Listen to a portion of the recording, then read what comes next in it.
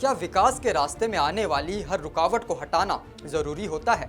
क्या किसी शहर की पुरानी पहचान और आधुनिक जरूरतों के बीच संतुलन बनाया जा सकता है? और सबसे बड़ा सवाल, जब आस्था, विरासत और विकास आमने सामने हो तो रास्ता कैसे निकाला जाए? क्योंकि वाराणसी से सामने आई ये तस्वीर सिर्फ सड़क चौड़ीकरण की खबर नहीं है, बल्कि बदलते शहर, विकास की जरूरत और पुरानी विरासत के बीच तालमेल की कहानी है।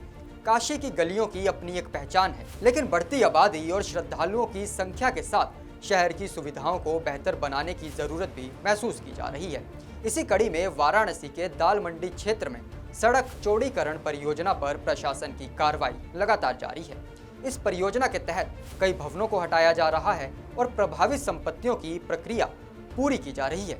इसी बीच मामले में सबसे ज्यादा चर्चा उन धार्मिक स्थलों को लेकर हो रही है जो सड़क चौड़ीकरण की जद में आ रहे हैं। आखिर क्या है पूरा मामला, कितनी आगे बढ़ चुकी है कार्रवाई और कैसे हो रहा है दाल मंडी चौड़ीकरण का काम? आइए जानते हैं पूरी कहानी। नमस्कार, आप देख रहे हैं राष्ट्रवाणी और मैं हूं आपके साथ सिमरनजीत सिंह।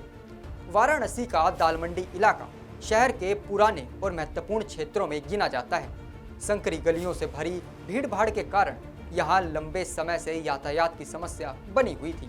इसी समस्या को देखते हुए प्रशासन ने सड़क चौड़ीकरण परियोजना शुरू की। प्रशासन का कहना है कि इस परियोजना का मुख्य उद्देश्य क्षेत्र में यातायात व्यवस्था को बेहतर बनाना और लोगों को जाम से राहत दिलाना है। इसी अभियान के तहत सड़क चौड़ीकरण के जद में आने वाले भवनों को हटाने की कार्रवाई की जा रही है। बताया जा रहा है कि अब तक कई भवनों का अधिग्रहण और रजिस्ट्री की प्रक्रिया पूरी हो चुकी है। इस परियोजना में 6 मस्जिदें भी प्रभावित हो रही हैं। प्रशासन के अनुसार इनमें 5 मस्जिदों की रजिस्ट्री लोक निर्माण विभाग यानी PWD के नाम पर हो चुकी है। रजिस्ट्री प्रक्रिया पूरी होने के बाद मस्जिद प्रबंधन और संबंधित लोग खुद उन ढांचों को हटाने की प्रक्रिया में सहयोग कर रहे हैं। अधिकारियों का कहना है कि पूरी कार्रवाई नियमों के अनुसार की जा रही है और किसी भी तरह की परेशानी से बचने के लिए प्रशासन, नगर निगम और पुलिस की टीमें मौके पर मौजूद है। वहीं दाल मंडी चौड़ीकरण परियोजना को प्रधानमंत्री नरेंद्र मोदी के काशी विकास विजन से भी जोड़कर देखा जा रहा है। इस परियोजना का उद्देश्य काशी विश्वनाथ धाम तक पहुंचने को आसान बनाना बताया जा रहा है कि पहले ये मार्ग काफी संकरा था, जिसके कारण यहां आने जाने वाले लोगों को परेशानी होती थी। अब इसे ज्यादा चौड़ा और सुविधाजनक बनाने की योजना पर काम किया जा रहा है। चौड़ीकरण की जद में बड़ी संख्या में भवन शामिल है।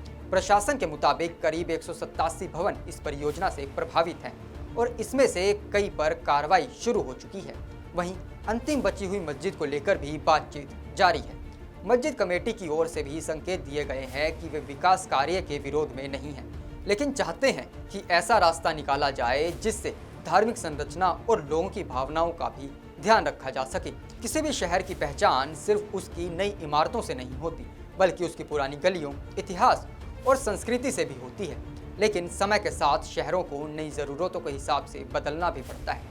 असली चुनौती यही होती है कि विकास ऐसा हो जिसमें सुविधा भी बढ़े और लोगों की भावनाओं का सम्मान भी बना रहे। दाल मंडी चौड़ीकरण परियोजना इसी संतुलन की परीक्षा है।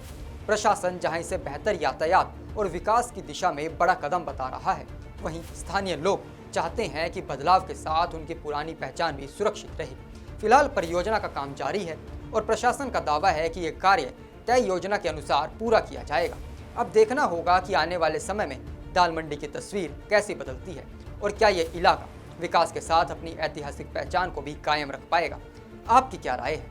क्या विकास परियोजनाओं में विरासत और भावनाओं को भी बराबर महत्व मिलना चाहिए? अपनी राय हमें कमेंट कर जरूर बताएं और देश और दुनिया की ऐसी तमाम खबरों के लिए देखते रहिए राष्ट्रवाणी। मैं आपके साथ सिमरनजीत सिंह। धन्यवाद।